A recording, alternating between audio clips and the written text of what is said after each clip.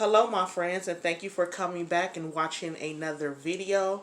So today we are grilling. You know, every Sunday we like to do a big dinner for the family. So my husband, he is making some grilled ribs. I'm making potato salad, greens, pinto beans, rice, and he is doing the meat. And also earlier today I did I seasoned my mustard chicken thighs. But go ahead, babe, tell them how you gonna what seasonings you putting on these ribs and how long you gonna cook them. Alright, yeah, these some St. Louis style ribs. Got 2 slabs. Got these from BJ's, pretty good deal. Came in a 2-pack. So I just already rinsed them off and everything, dried them off. So now I always just check them out, see how they look. If I need to cut any extra fat off or anything, now it's okay. I would mess with it, but it's not. I'll take a little bit off. Sometimes I take a little fat off. That's not gonna render down.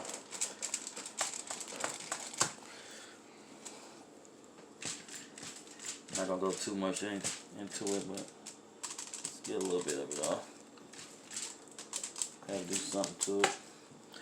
So that's good enough right there. This is okay. Take a little of this off. Yeah, sometimes some ribs come fattier than others. You just gotta see what. Sometimes you gotta take stuff off. It's not a big deal. Sometimes you don't. But I like to take the big pieces off at least. So why should you take the fat off the ribs? Because it's not gonna really render down when you're smoking, and could be a little chewy, just chewing on fat. So, and you know, so you might as well just take it, clean it off. So got that off. Okay. Flip them over, and backs look pretty good. I'm not gonna mess with it, but I do take the membrane, some membrane on these ribs that holds the back together. It's called a membrane. I take mine off when I'm smoking, unless I'm hanging the ribs in the grill.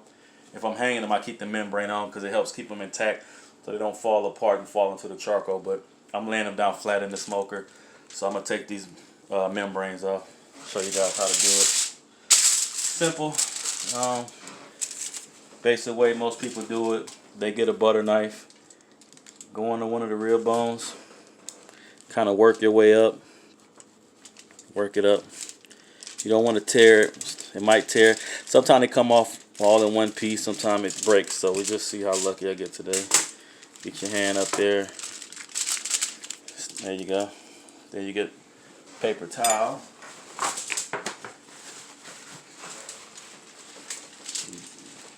So it's a process. Yeah, it's a little process. You get a paper towel because it'll help you grip it better. Then you just pull it all now.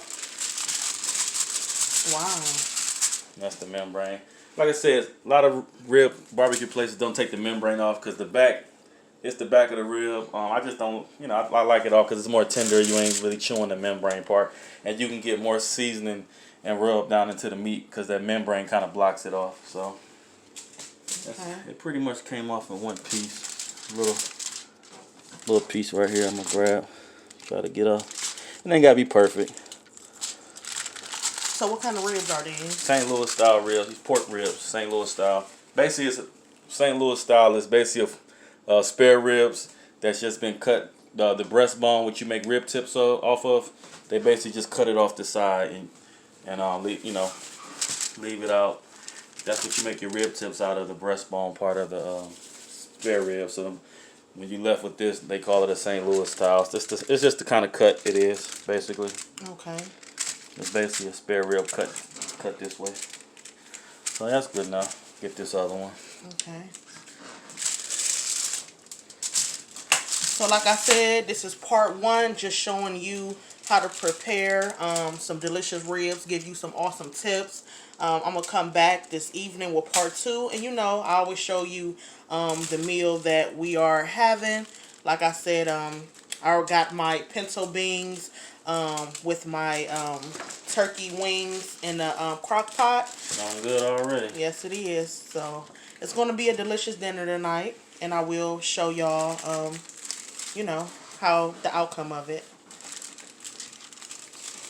Alright, got this second one started. This one, like it's going to tear in a couple different pieces. Get lucky. Oh yeah, it's coming off pretty good. That's why you need the gloves. Real slippery. So that's why you need the napkin. Help.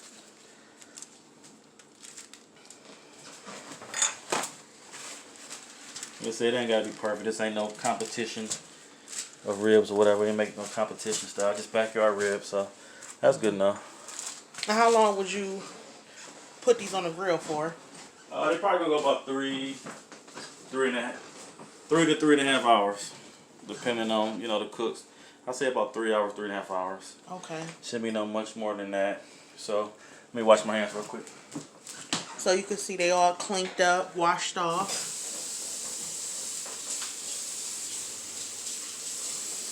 And he's going to show you what seasonings to put on your ribs so they can taste so delicious.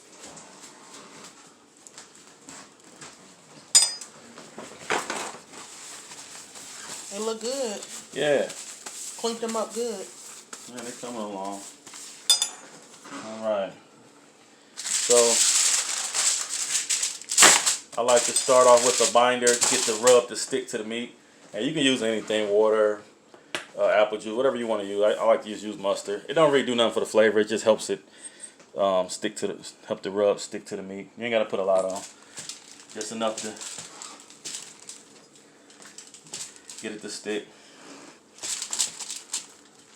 So you ain't soaking it in mustard. You just want to get a nice little coat on there. Alright. Enough slicky. You always want to start on that side because you want your finished rub to go on the front side. That's you laying your ribs backside down on the grill, so you want to start that way. That way you finish on the top so you won't mess that rub up. Okay. You got it? Yeah. You got it? Alright. I'm just playing. Yeah, when it comes to grilling, he does all the grilling and, he does his thing on the grill. If I don't say so myself. Alright. Got the mustard in there. Like I said, put a little bit in there. And we're going to do a rub. This is a little salt, pepper, garlic rub. Cosmo Q. It's actually my homemade salt, pepper, garlic rub. I'm just using this, to put it in. But this some good stuff too, Cosmo Q. So it's just salt, pepper, garlic. I always start off with that. I put salt, pepper, garlic on everything. So. Brings out And you ain't got to put a heavy coat on the back because, like I said, you're not really eating the back, but just add more flavor. We don't like more flavor, right? All right. And this is one of our local grocery stores, Acme's Fresh Market. This is their homemade rub, St. Louis style barbecue rib rub. It's pretty good actually. Tried it a couple times, so I'm gonna put that coat of this on here. Like I said, we're not going heavy because it's the back side, so the front is where you want. Make sure it's heavy on.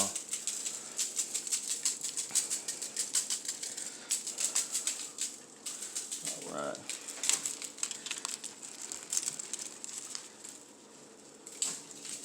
Okay. Then I like this Killer Hog. This is one of my favorite rubs, Killer Hogs, the barbecue rub. So I put this on just about everything, don't I? Yes, you do. It's really good. Yeah, nice sweet rub. And where you can get the Killer Hog from? Well, you can get it online. Or I get it at Walmart. Walmart sell them now, so you can get this rub at Walmart. I think it's like $8, so not too bad. But some might think it's a little pricey, but it's all right for me. So yeah, it's really good. So if y'all see that at your grocery store, pick it up. Killer Hog is really delicious. Patting it in. All right, ready to do the front side. This is the most important side. This is where your meat, where you're eating everything at. All right, got the mustard on there. Start with the salt, pepper, garlic. Once again. So basically, you're just repeating the steps on the front and the back. Yep, that's exactly what I'm doing. So you get a gold star for that, honey. I'm just playing. All right, now we're gonna do once again the St. Louis barbecue rub. I want to get a nice coat on this front side. All these different seasonings smelling so good. Yeah.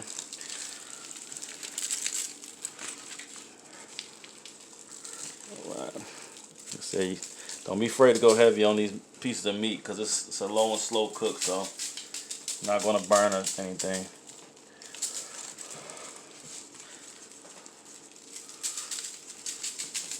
Okay. That's good enough. And then finish it with the killer hog. Okay. So once you do that, you season it up, you go throw them on the grill for how long? Let's say it should take about 3.5 hours. I gotta get the smoker going now. I'm gonna let this sit and let the rubs soak up and moist up a little bit in the meat. And once I get the charcoal smoker together, be ready to roll. Okay. Well, them ribs look so delicious and they smell good. So like he said, you're going to put them on the smoker for 3.5 hours. I got my mustard chicken thighs in the refrigerator. And yeah, we getting ready to eat good tonight. So part 2, I'm coming back this evening showing you what we have in the outcome and how everything looks. Yeah, we about to get it going. About to do our thing. So I'm about to get this smoker going and get these ribs on. And get some smoke in the air. Go ahead and get this video a big thumbs up. We gave you some awesome tips. Like, subscribe, comment, and share. Hit that notification bell so whenever I drop a delicious video, you will be notified for it. Come back for part 2, and I hope everyone have a great day. And I will be back soon. Talk to you soon, everyone.